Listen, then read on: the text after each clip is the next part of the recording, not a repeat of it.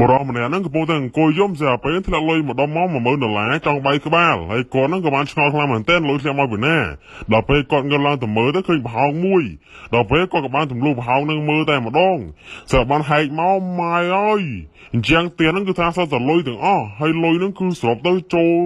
មិនដឹងថាប្រមាណលាន$នោះទេយូរទៅគឺច្រើនខ្លាំងមែនទែនដែលលុយហ្នឹងគឺគេធ្វើជាអញ្ចឹងផ្ទះយកតែម្ដងហើយពេលហ្នឹងគាត់ក៏បានឃើញលុយច្រើនខ្លាំងមែនទែនហើយមិនមែនត្រឹមមានតែលុយនោះទេគឺថាមានទាំងដុំមាសថែមទៀតហើយពេលហ្នឹងគាត់ក៏បានឃើញមាសគេអីច្រើនមែនទែនហើយគាត់ក៏បានខំមើលថាមាសពិតប្រកបឬមាសខ្លាំងខ្លាយហើយខំទៅម៉ែអាហ្នឹងមាសពិតមែនថៃគាត់ហ្នឹងបានឆ្ងល់ខ្លាំងមែនទែនគាត់ក៏បានទះមាត់ផាំងថាគាត់ជាសពឬក៏គាត់ហ្នឹងសម្មាសម្ងាយអញ្ចឹងដល់ពេលថាឈឺមែនទែនអញ្ចឹងថៃគាត់ថាសម្បាច់ខ្លាំងមែនទែនពេលហ្នឹងក៏បានស្រែកហូរនៅពេញផ្ទះម្នាក់ឯងតែម្ដងហើយបានបាត់លុយឡើងពេញហ្នឹងតែម្ដងហើយគាត់ក៏បានបញ្ញាប្រមូលលុយមួយចំនួនដាក់ថងបន្ទាប់មកក៏បានទៅដល់ផ្ទះអនាគតម៉ាក់ក្មេងរបស់គាត់អញ្ចឹងណាហើយពេលទៅដល់អាពួកពីរនាក់ជាមក៏បានហាមគាត់ថាចុះម៉ែចង់ចូលធ្វើអីឥឡូវម៉ាក់ក្មេងគាត់ហ្នឹងកំពុងរៀបចំឲ្យកូនប្រសាថ្មីហើយពេលក៏បានទៅដល់ហ្នឹងគឺថាចុះហើយបាយមកទៅអីទៀតឥឡូវហ្នឹងម៉ាក់ខ្ញុំលើកខ្ញុំឲ្យគេហើយព្រោះគេនេះគេមានលុយមានអីអញ្ចឹងអាពេលក៏ថាចុះម៉ែមកទៅហើយគឺអញគេពងលើកអញនេះហើយពេលហ្នឹងក៏បាននិយាយថាអូអញជួយធ្វើអញ្ចឹងដាក់បងមែន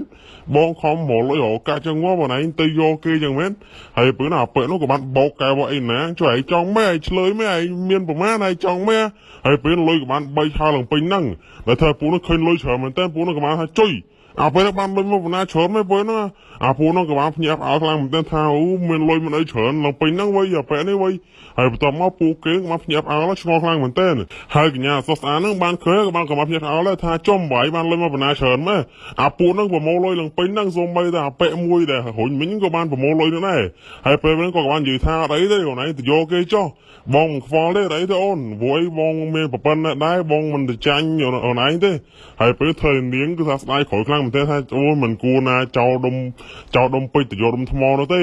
ហើយឥឡូវអាពេលហ្នឹងក៏បានកាន់លុយមកថងមកទៅក៏បានផឹកស្រាលេងតាមផ្លូវអញ្ចឹងខឹងជាបិចបោកកែវមួយទៅហើយពេលហ្នឹងក៏បានយកសំជួយអីហ្នឹងយកមកនិយាយសាមានអាប៉ែទេមកដល់ពេលនិយាយទៅបានឆ្លុះគ្នាឡើងពេញហ្នឹងអាប៉ែក៏បានជេរតាមទូរស័ព្ទថាអាប៉ែខំមកឯងប្រាប់តិចទេឯងថាជួយឯងចាត់ស្មើសូនមួយអាប៉ែហ្នឹងក៏បាននិយាយគ្នាតវ៉ាគ្នាឡើងពេញទូរស័ព្ទតែម្ដងហើយពេលហ្នឹងពួកនោះក៏បានឆ្លុះគ្នាតាមទូរស័ព្ទហ្នឹងអញ្ចឹងណាដែលមើលទៅថាមិនដឹងថាឆ្លុះគ្នានិយាយគ្នាអីខ្លះទេសង្ស័យជេរគ្នាពេញហ្នឹងឯងតាមមើលព្រោះតែអេមានចេះបកប្រែហើយដល់ពេលហើយអាប៉ែហ្នឹងគាត់ខឹងខ្លាំងពេក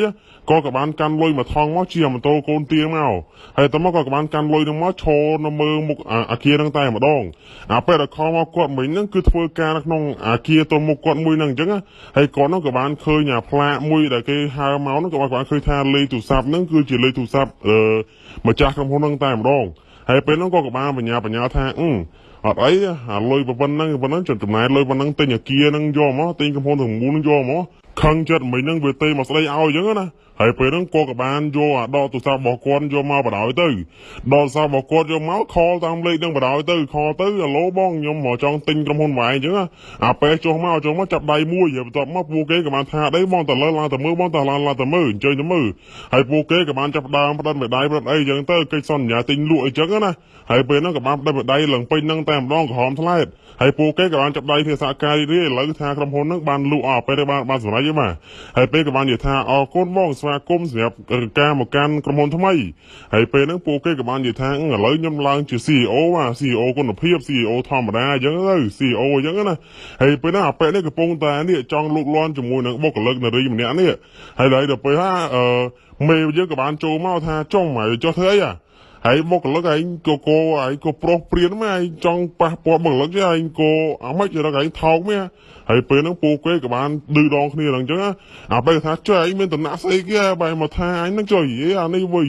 ឯងចង់មិនឡើយឯងចង់អញហើយចង់អញហើយឯងចូលបុកបលីមែនណាហើយពេលនោះពួកគេក៏បាននិយាយឌឺដងគ្នាអញ្ចឹងណាហើយអាតាហ្នឹងអត់ដឹងថាប្រូរបស់យើងហ្នឹងតើបានទិញក្រុមហ៊ុនដែលគាត់ធ្វើការហ្នឹងទេ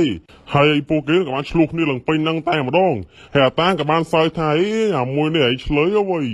អត់មានស្អីផងមកស្អីណាតវ៉ាជាមួយអញណាឯងតិចប្រយ័ត្នឯងយ៉ាត់ទៅចូលគុកឯងអញជួបប្តឹងហើយបន្ទាប់មកពូគេក៏បានឆ្លោះគ្នាចុះឡើងឡើងពេញហ្នឹងតែម្ដងអាតាហ្នឹងគឺថាទៅអង្គុយទៅកងតាក់ខ្លាអីណាអញ្ចឹងនិយាយថាអូនឯងកុំមកឆ្លើយមួយបងឯងប្រយ័ត្នចូលគុកហើយពេលហ្នឹងក៏អ្នកកំឡោះរបស់យើងគឺថាគាត់អត់ទាន់បង្ហាញពីសមាភិបរបស់គាត់ទេ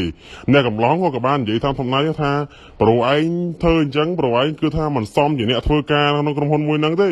ហើយតាក៏បាននិយាយថាចុយអញតំណាក់ប៉ុណ្ណឹងដែរចង់មកដៀលក្បាលអញមិនហើយពេលហ្នឹងអាហ្នឹងក៏ផ្ទះមាត់មកគាត់ថាចុយឯងឆ្លើយមើលហើយប្រមមកប្រូរបស់យើងក៏បាននិយាយថាប្រវែងទៅទៀតរៀបចំកៅចាំអីដើម្បីចេញក្នុងមុនហ្នឹងអាពេលក៏បានហៅសំសុកអាតាក៏បានចូលមកតាហ្នឹងក៏និយាយថានេះអាប្រវែងមើលនេះអាក្មេងនេះមិនទាន់មកខ្លួនទៅដោះមកអីណាស្ដីអញបដៅអញឯណានេះឯងដេញឆាប់ដេញចេញលឿនហើយពេលហ្នឹងអាតាក៏បានទះគាត់បន្លៃផាំងយកឯងក៏ភ្លើពេកគាត់ហ្នឹងម្ចាស់ក្រុមហ៊ុនថ្មីគាត់ទិញក្រុមហ៊ុនយើងយកទាំងមូលហ្មងទិញតាំងអាគារទាំងអីទាំងអស់ហ្មងហើយភ្លើមែនហើយអត់ស្គាល់មែនស្គាល់កូនចៅនេះហើយអាពេលនោះថាចុយឯងនិយាយមិននិយាយលេងចាប់បាអញ្ចឹងអញមិញខ្ញុំសុំទោសបងហើយសុំទោសមិញខ្ញុំច្រឡំហ្មងខ្ញុំមិញខ្ញុំមកវាអត់ដឹងអីបងហើយខ្ញុំសុំទោសអញ្ចឹងណាហើយពេលហ្នឹងក៏បានយំនិយាយបោកខ្លួននៅកន្លែងហ្នឹងសុំទោសគេសុំទោសឯងនឹងពេញហ្នឹងតែម្ដងទៅធ្វើគាត់ហ្នឹងគឺថាបាក់មុខខ្លាំងមែនទែនពេលហ្នឹងហើយបន្ទាប់មកហ្នឹងអាមេក៏បាននិយាយថាតោះអូនយើងចេញទៅក្រៅវិញទៅអាពេលក៏បានថាអូយមេខ្ញុំសុំទោសហើយក៏និយាយថាប្រវែងរៀបចំកៅទៅចេញក្រុមហ៊ុនខ្ញុំទៅមិនធ្វើការទៀតទេហើយបន្ទាប់មកពេលនោះក៏បានដើរទៅយកឯកសារយកអីចេញអញ្ចឹងណាព្រោះថាលេងឲ្យអាតាធ្វើការនឹងទៀតហើយឥឡូវយើងក៏បានឃើញថាអ្នកកំឡោះហ្នឹងក៏បានដាក់លុយមកវលីមកទៀតហើយដើម្បីមកចូលនៅក្នុងកន្លែងហាងលក់ឡានទំនើបហើយពេលនោះក៏បានបើកទ្វារមើលឆ្លងអញ្ចឹងអាឡានអាម៉ាក់ Range Rover ស៊េរីឆ្នាំ2023ហ្នឹងអានេះ2016ដែរហើយពេលហ្នឹងក៏បានបើកទ្វារមើលចុះមើលឡើងអញ្ចឹងដល់ពេលគាត់មើលហើយក៏បាននិយាយថាចាយនេះខ្ញុំចង់មើលឡាននេះមួយទេហើយនារីខាងស្វីម្នាក់ក៏បានក្រោកឈរមកជំរាបសួរបងធ្វើការមើលឡានមែនបងបន្ទាប់មកម្នាក់ទៀតខាងស្វីដែរហ្នឹងក៏បាននិយាយថាបងវែងមកមើលឡាននេះគេបងខ្ញុំមើលទៅវែងស្លៀកពាក់ស្រែណាវែងមកមើលឡានទំនើបអីណាតម្លៃសិតរាប់$10,000អញ្ចឹងបងវែងដូចមិនសមទេបងអីវែងគួរតែទៅមើលនោះអាប្រភេទកាមេរីអីណាបងនោះអាប្រូអីអញ្ចឹងណាអត់កើតទេបងអានេះវាថ្លៃបងអើយអានេះតម្លៃសិត$30,000ឡើងបងហើយបន្ទាប់មកនាងក៏បាននិយាយថាបងឯងហ្នឹងមើលទៅដូចជាមិនកើតទេអីមានលុយហ្មងហ្នឹងចង់មកមើលឡានគេទំនើបហ្នឹងហើយក៏បាននិយាយថាខ្ញុំមានលុយរឿងមកខ្ញុំតើមកខ្ញុំមានលុយបានខ្ញុំហ៊ានមកមើលឡានថ្លៃមិនបានមើលងាយខ្ញុំអញ្ចឹងហើយតមកក៏បានបើកទ្វារមើលតិចអញ្ចឹងណាបើបើកទ្វារមើលថាពេញចិត្តឡានហ្នឹងនារីម្នាក់ទៀតក៏បាននិយាយថាបងត្រូវការឡានហ្នឹងគឺខ្ញុំធ្វើឯកសារជូនបងហើយពេលហ្នឹងកញ្ញានេះក៏បាននិយាយថានេះបងបែរគុំញញៃច្រើនណាបងបើខ្ញុំហៅសំសុកមកបង